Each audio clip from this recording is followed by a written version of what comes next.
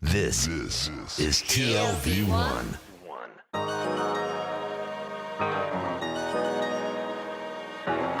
The Tel Aviv Review with Gilad Halpern.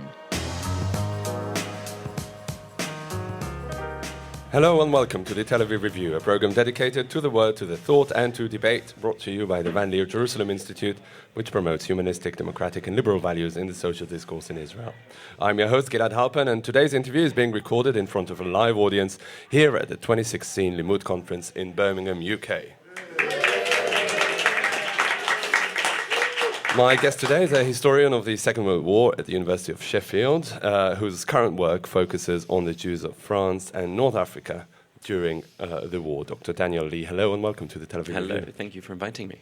So the Holocaust is perceived as an exclusively Ashkenazi historical event, mainly because it is generally true. The Jews who were most affected by the Nazi killing machine were the ones who lived in the territories that were directly or indirectly ruled by Germany.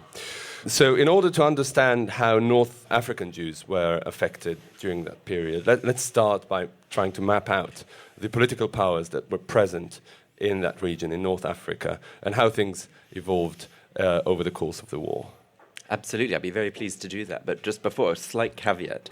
When we talk about the Holocaust as being a European phenomenon, we mustn't forget that there was still nevertheless a huge Sephardi population on the European continent at that time, obviously in France, but then we have places like Yugoslavia and elsewhere in the former Ottoman Empire.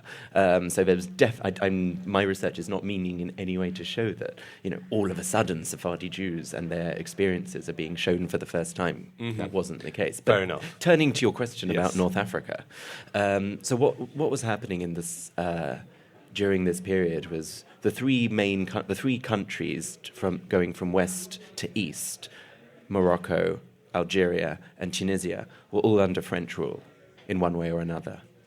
Libya, which had been a colony of Italy for about 30 years, and then after that was Egypt. These were the three which was under British control. All of these countries experienced the Second World War.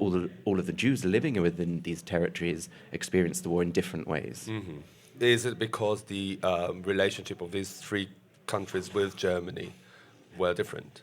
Exactly, that's exactly right. In France, for example, as many of your listeners will know, France and Germany signed an armistice after the war in the summer of 1940, according to which all of the south of France and French territories overseas would become under the control of the Vichy government, which made the laws. So any law passed in the south of France was then applied to anywhere in the territories. This had nothing to do with Germany. The Germans weren't implementing the laws here. This was entirely French. This was entirely Vichy. Mm-hmm. So if a law was passed in France that discriminated against the Jews, it was equally applied to their overseas territories. And North Africa had the largest population, Jewish population, out of the whole of the French Empire. Would you say that during the war, Jews in France and Jews in French North Africa were treated exactly the same?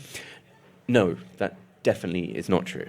We know that in France, for example, the occupation continued for many, many years. It was something that began in the summer of 1940 and it ended at the liberation in August 1944. During that time, especially from November 1942, the Germans occupied the whole of the French territory. This meant that anywhere in France, you would look over, you could be looking around, there would be signs in German, there'd be voices in German, there would be a German presence looking to round up the Jews. This was not the case in North Africa. Mm-hmm. We know just from looking at the film Casablanca, which is probably not the best idea for an academic discussion, but there was a very tiny German population in French North Africa at that time. Well, why is that? Because they prefer to concentrate their military effort on Europe proper? There was a few Germans coming from time to time just to make sure that the laws were being adhered to. But other than that, according to the terms of the armistice, France was in control. France was passing its own laws. There was no need for there to be a German presence. Only if France were to break the terms of the armistice would Germans then come in, which is exactly what happened in November 1942 in France. But as soon as the Allies landed in Morocco and in Algeria in November 1942, it was at that moment that the Nazis swooped down to the south of France, conquering the rest of the territory. So you had Jews in Morocco and Algeria rejoicing in liberation in November 1942, whereas this was not going on in France until 2 years later. And at this time, you had Tunisia occupied by the Germans, which was something which didn't happen in Morocco or in Algeria. Well, tell us a bit about that. Why did the Germans occupy Tunisia? The Germans came to occupy Tunisia in November 1942 at the very moment that the Allies swooped in and occupied the neighbouring countries. The Germans all of a sudden flew in by planes from bases in the south of Italy. And it was at this moment that we really see persecutions taking a new level, because until November 1942, discrimination was very similar to what was going on in France. Okay, so Jews were being expelled from certain professions. Jews were no longer allowed to attend schools. In Algeria, for example, Jews lost their citizenship. They were no longer French. They couldn't join the army. They couldn't vote. Mm-hmm. In November 1942, however, when the Nazis arrived, that's when you see a real escalation in persecution directed at the Jewish population. Right. From December of that year, the head of the SS, whose name was Walter Rauff, he had previously been in Eastern Europe. He was someone who invented the mobile gas van, which killed 97,000 Jews in Europe. He was now the man in charge in Tunisia from December 1942. It was him who, on the 9th of December 1942, went into the main synagogue of Tunis to round up Jews. But the Nazis didn't go to Tunisia in 1942 for the Jews. They had geostrategic reasons precisely. to do that. They were there because all of a sudden they found the Americans next door. Before 1942, they were very pleased for Vichy to be in control, the Vichy government to implement the anti-Semitic legislation, which it had done a very good job of doing until then. We have a different form of anti-Semitism taking place after that time, including roundups and deportations. So would it be safe to conclude that Vichy were perhaps discriminating against the Jews, but they weren't doing it in a genocidal way as the Germans were? I think, yes. I mean, they weren't doing it in a genocidal way, but they were nevertheless separating Jews from everybody else in the population. They were marginalizing them. And this was something that found a lot of favor with the local population. And I'm speaking here mainly about the European settlers who, since the 1880s, 1890s, had a long history of anti-Semitic political parties, political organizations aimed at the Jews. European settlers in French North Africa for many, many years were complaining to France about that there was too much Jewish influence. You know, we're talking about almost 400,000 Jews here, which is, you know, a huge number compared to what was their population in France. And their status was different from the indigenous populations, the non-European ones. Not in Algeria. In Algeria, the Jews, apart from a tiny, tiny, tiny percentage living in the south of the country, but 95, 96% of Algerian Jews had French citizenship since 1870. They were treated in more or less in the same way as any French citizen. This was not the case for the Muslim population, who did not have citizenship at that time. So then, with the onset of the Second World War and the coming of the Vichy regime, they were trying to undo that and basically separate the Jewish population from the French citizens. That's exactly what happened, and that was one of the first laws that was passed in the beginning of October 1940. A law was passed, as I was saying, that took away citizenship. You know, this was one of the first acts of anti-Semitism we see in France, which directly affected Jews in North Africa, long before Jews living in France, in Paris, in Bordeaux, in Toulouse, were affected by anti-Semitism. Jews in Algeria felt the anti-Semitism. Jewish children couldn't go to school. This is something which never happened in France. Throughout the entire occupation, you had Jewish children going to schools in France. Someone like Jacques Derrida, who later became a very famous French philosopher, turned up at school in Algeria when he was 12 years old and was told to go home because he was no longer a citizen. This is something which affected him for the rest of his life, and we see this in his works and his later writings.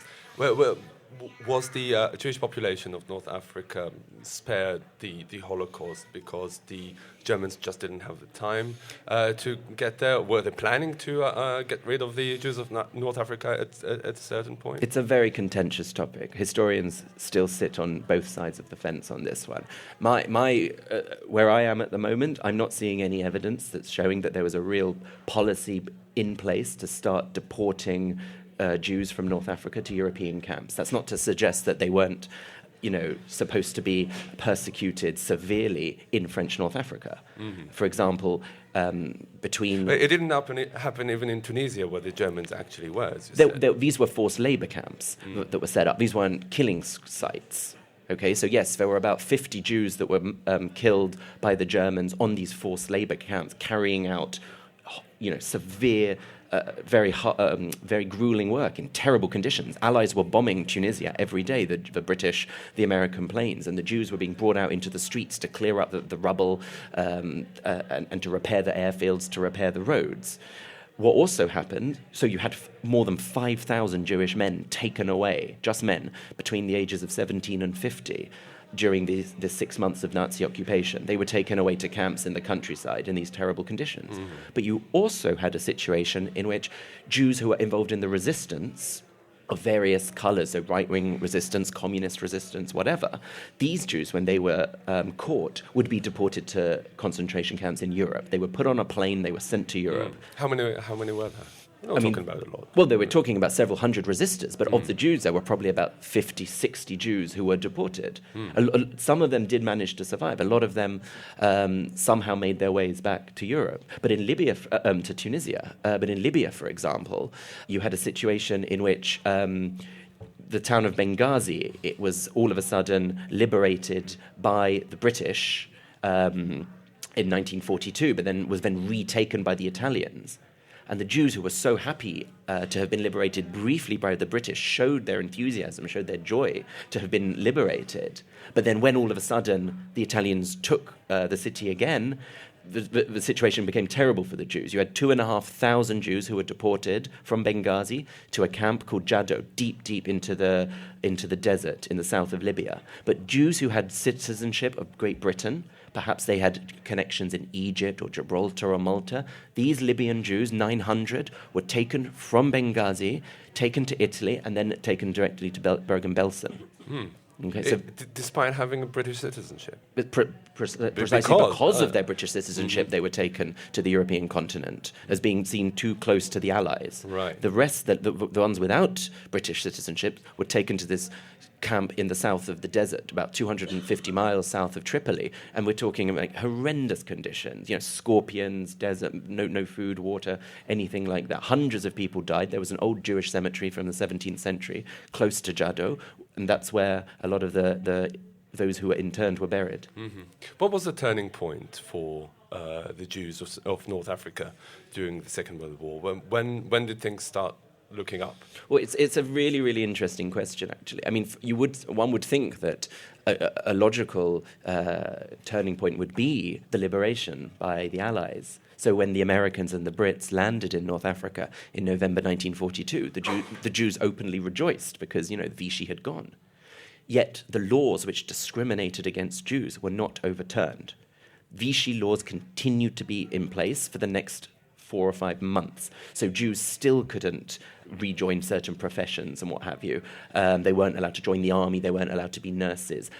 Legislation, those who were there to enforce the anti-Semitic state legislation, continued to keep their jobs even after the Brits and the Americans arrived. And this is something that report after report, speech after speech was given in the British House of Commons, sort of saying, how can this be going on? Why are Jews still being discriminated against by the Vichy authorities even after the liberation? So there are various turning points, interesting turning points, which are shifting. Well, was it really on the radar of the great powers, the status of the Jews? I mean, we did say that the Germans came in and discriminated against them and turned them, and the British came in and I could absolutely. Don't forget that we're talking about a period, 1942, 1943. In 1941, for example, everybody still knew, everybody thought that Hitler was going to win the war. So by the time we get to 42 and, the Americans had just joined the war, then people start to sort of, think, okay, well, maybe things might end up a little differently. But no city had ever been taken yet by the Allies. Tunis was the first city anywhere in the world to be liberated by Allied forces. This meant that when the Allies arrived in Tunis and they saw this Jewish population that had been suffering for years, for the last 3 years, they had to think, well, what are we going to do now? Because whatever we do now in Tunisia, this is going to have huge effects for occupied Europe. Mm-hmm. How interesting. Well, we have a bit of time for questions from the audience. Has anyone got a question? If I remember rightly, I think Jacques Derrida wrote that when he was turned away from school in Algeria. He went to another school organized by the Jewish community, which was, I think he said, a much better school. And so his memories are mixed. I might be remembering that wrongly, but if you could say something about the experience of the Jews in Algeria in particular, organizing their own community in those very difficult circumstances. Yeah, I mean, my memory was actually quite different of that Derrida piece. I actually thought that it was that's when he felt Jewish for the first time. Like that's when he really felt. I mean, maybe I need to go back and read my Derrida, but no, I have a different memory of that.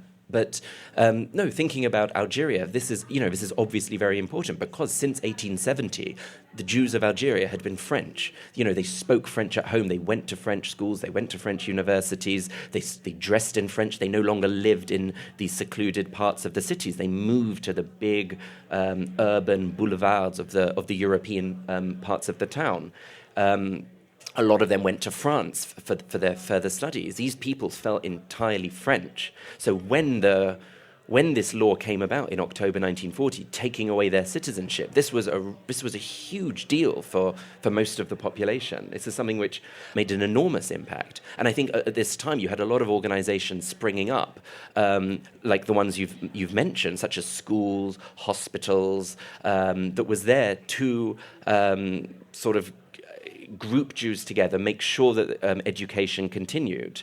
For example, Albert Camus was teaching at a school in Oran at this time, which was set up for Jewish students by Jewish teachers. He hadn't taught there obviously before, but he was employed all of a sudden to be teaching philosophy at this school from 1941. I was living in France in 2010, which seemed to be a turning point in the memory of how French people deal with the Holocaust in some sense, because a film came out called La Rafle de Veldiv, which had to do with the collusion of French police with the Nazis during the occupation.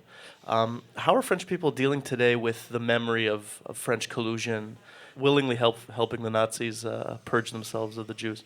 Right. Well, I think, the film you mentioned, I thought was a marvelous film. I think there have been so many films about Vichy and responsibility and complicity, which haven't done a very good job. But I do seem to remember thinking that was a rather good one. Not so many about North Africa, though, except Casablanca, as you mentioned. Oh, Casablanca. There are no Jews. No, but are there any films? Yes, there are. This is something which, in the last 10 years, we've really seen. There's a wonderful film called The Wedding Song, Le Chant de Mariée, about the relationship between a young Jewish girl and her next-door neighbor, a young Muslim girl, set in when the Nazis arrive in 1943. I couldn't recommend this film more. It's a magnificent film.